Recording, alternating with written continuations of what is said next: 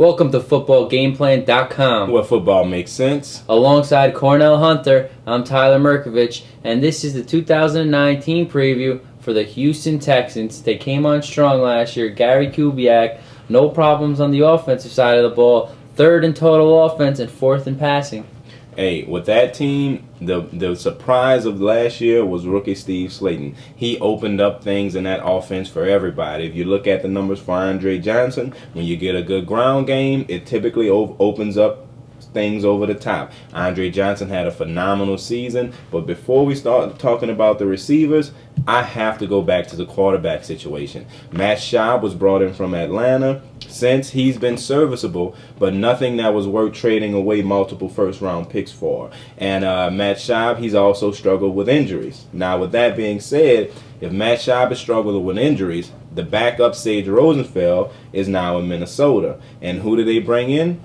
Dan Orlovsky from the Detroit Lions, an 0-16 team. That is a very questionable move in my opinion. So you have an injury-prone Matt Schaub, and you bring in the quarterback from an 0-16 team.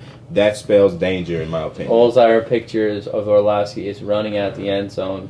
Yeah, running out. Wow. Wow. And the biggest thing for me is I say this. In that situation, either he was scared to death or he was totally unaware of the field. And both of those equal disaster. They equal an 0-16 team. So bringing him in as the backup to Matt Schaub, very questionable move. You mentioned Slaton, and it absolutely made him the franchise running back last year in his rookie year. And remember all the naysayers? How are you going to take Mario Williams over Reggie Bush? Well, they got Mario Williams, and they found their back. Hey, they have a back. Steve Slaton is a guy who I had some questions about coming out because, at West Virginia, they ran that Wildcat-type offense with him and Pat White. But he came in, stepped into the I formation, stepped into the single back. And, Gary Kubiak brings along that zone blocking scheme from Denver. And Steve Slaton flourished in that system. Steve Slaton should put up numbers for years to come working with Gary Kubiak and that Houston Texans offense. And let's go back to Andre Johnson. You can't stack the box when you got a guy like Andre Johnson over the top.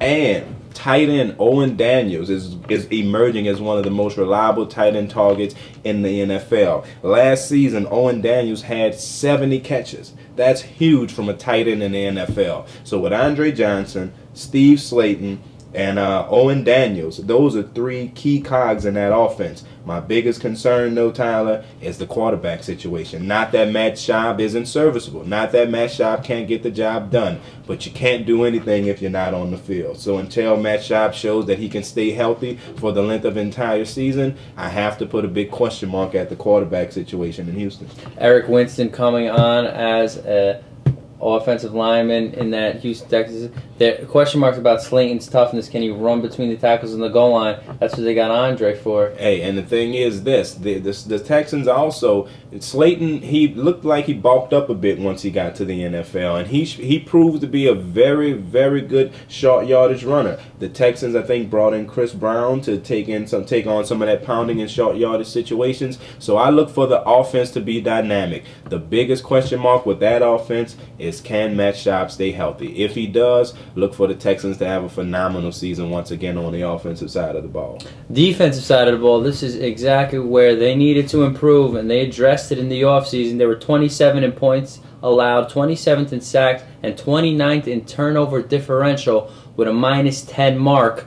They go get Antonio Smith, DN, to play opposite of Mario Williams. Amobi Okoye came in the league when he was 19. He's coming on. They draft Brian Cushing and Connor Barwin. Barwin's going to try to get around the edge. Cushing, athletic linebacker. And D'Amico Ryans, a very underrated player at linebacker out of Alabama. Hey, Tyler, you said it all. That defensive front is so young and talented, it's almost dangerous. Mario Williams struggled with injury his rookie season, had a lot of people calling him a bust because he didn't put up the type of sack numbers they expected. Once he had those surgeries on both of his feet, he turned into a monster for the past 2 seasons. Amobi Okoye creates the pressure in the middle, frees up Williams on the outside. You bring in the free agent on the other side. kind of ball when the guy out of Cincinnati, I really like this kid. This is a kid, when you put in the game film, never takes a play off. He's full 100% every play, 110% at that rate. And Brian Cushing steps in. He should slide in nicely on the outside with D'Amico Ryans.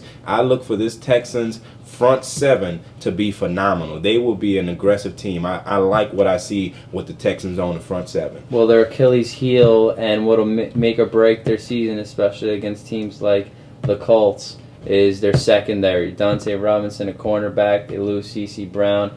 I mean, can they get enough production out of those cornerbacks to make an impact? Hey, and that's one of the biggest question marks. I, for one, was not a big believer when they brought in Reeves from Dallas last year. He didn't do much in that system. Dante Robinson is a very talented corner, but he's another guy that has struggled with injuries. And the biggest thing is, if you're not on the field, there's no way you can help your team. So until he shows that he can play consistently and avoid the injuries that have plagued him, then you have to look at that as a question mark. They do have some help over the top with the safety Wilson, but overall, there's not much to brag about in that Houston Texans secondary. Special teams, they had a flashy returner, Jacoby Jones. What's their special teams units? Jacoby Jones. I really like this kid. Jacoby Jones, he has the flash, but he also has the crash. Because when you fumble punch, you can turn the tide of a game just like that. And Jacoby Jones, when he holds on to the ball, is one of the best. But he's had trouble catching and fielding the punch. And so that is a big momentum swing when your defense stops the offense, they kick it to you, and then you fumble the punt. So I have to look until Jacoby shows that he can consistently field the punch, then that's another area of concern for me. They do have a reliable kicker in Chris Brown, so that is something that they know they can rely on, and that keeps them in a lot of close games. But overall, I'm still concerned with Jacoby Jones. Even though he's electric once he catches the ball, first you have to catch the ball. They finished third last year, haven't been to the playoffs in a while. Can they get off that brink of mediocrity? Well, they play in a tough division, and that's the thing. When you have to play the Colts twice, when you have to play the Titans twice, when you have to play the Jacksonville Jaguars twice, who are coached by a tough coach in Jack Del Rio, it's going to be a tough conference. I almost feel sorry for Texans fans because the team is getting better, but also the competition is getting better. I think this will be a conference where you'll see a lot of 7-9, maybe 2 8-8 teams or something like that. I predict the Texans will finish either third or fourth in that division. Not because they're not ready, it's just that you have to beat the best to be the best. And the Colts and the Titans are two of the best in the league. So the Texans have to prove it. I'm not doubting them, but third is where I'm predicting the Texans to finish this season. Strong division, just luck of the draw. That's the professor, Cornell Hunter. I'm Tyler Merkovich. For more team breakdowns, visit footballgameplan.com/NFL.